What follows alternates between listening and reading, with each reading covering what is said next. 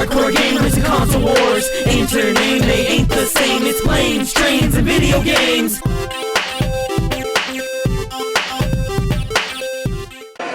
What's going on, guys? I am Diluted And I'm Pocket. and in this week's episode of Loading, we have GDC. Gaming Developers Conference. Pretty much a bunch of developers all over the industry come at us and show us what they've been working on for the last couple of months.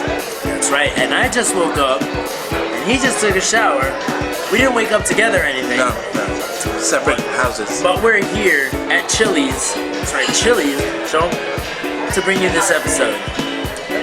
We're not going to have any weekend recommendation or loaded gaming for this week, since headlines pretty much covered all of it for GDC. That's pretty much it, so yeah, well, let's get to headlines.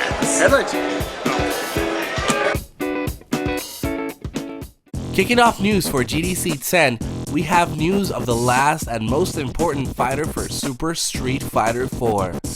This dude's name is Hakan. He's red and he oils himself up before matches. Sounds like our weekends. Now, personally, I would have actually picked that one girl wrestler with the ponytails and like the blue outfit, to be put on to have more females, but I guess some red dude who oils himself up is what Capcom really wants or needs. Ew. Back in the day, there was a system called the Sega Genesis. Sega! But back in those days, they also had 16-bit games, and one of them was NBA Jam. Boom shakalaka! Yeah, I just did that. Now they're returning NBA Jam onto WiiWare, and I couldn't be any more excited. This is like a nostalgic trip back to the Sega Genesis days, and only they're amping up the graphics, which is fucking awesome. So I really can't wait for this thing to come out and show all of you kids out there who never played that old shit how badass that old shit actually is. Boom shakalaka! Now, for all of you PS3 fanboys out there that did not like the way I brought down Heavy Rain with its graphics, well, how about I just show you what it is to not only show you amazing graphics, but to follow through in its gameplay. Crysis 3, I'll give you guys a few seconds to enjoy this awesomeness.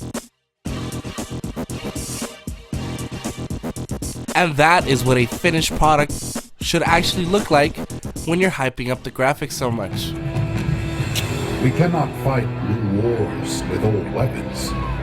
Let him who desires peace prepare for war. For all of you nerds like me that actually check IGN and game trailers, if you go back a couple of months ago, we caught news of a Wii exclusive shooter called The Grinder. Now, news came out later that it's coming out now for the Xbox 360 as well as the PlayStation 3. Now, that makes me kind of happy because I know that game will do a lot better if it's not just on the Wii. Mad World. No More Heroes. So on and so forth. But now we have new news that The Grinder is no longer going to be an awesome looking first person shooter in the veins of Left 4 Dead. Now it's going to be more of a top down in the veins of, I guess, Gauntlet Legends and Smash TV. And the reasoning behind the change was because they didn't want to jump on the bandwagon and put out just another shooter. So therefore they ended up changing the formula. But in reality, that's like saying every guy you know fucked Pamela Anderson and she was right there in front of you and you're about to hit it, and then you thought, nah, cause everybody else hit it, so I'm gonna hit something else like Rosie O'Donnell. You just don't do that shit. Why would you do that? Anyways, I hope you guys understand. That's a bad fucking move. I decided to talk about this game because, well, I feel as it's though a mixture between Assassin's Creed, Prince of Persia, Metal Slug, Castle Crashers, Contra, anything that you run through, shit, a little bit of Mario's in there. It has dark cutscenes and like finishing moves just like Manhunt. This game has everything, including the name, Shank. This is what I don't understand, independent publishers get like little money, awesome games, people who have shitload of money, shitty games. And me being the resident cute game player, I get to talk about iPad. and how adorable it looks, but how idiotic half of these kids look playing with it. I mean, really, have we gotten to the point where we won't even give our kids a real pet? We make it an iToy pet that looks like a chia pet that can move, like a monkey with a rabbit screwed a dog? It's just wrong. That's just, I don't know. I don't like it. It's cute though. Chicks will dig it. I will admit, that thing looks cute as shit. I disagree with Pocket. I would much rather have a virtual pet because I ain't gotta clean up its shit. It's not gonna get pregnant. It's not gonna bleed on my carpet. It might not actually do anything or provide any real comfort, but especially when you're depressed and you're really sad and you need something to cuddle with, and it's just there on the TV looking blankly at you with a happy face, like everything's all good. Nah. What if instead of you draw a car, you draw a penis? Would it ride the penis? That would be crazy.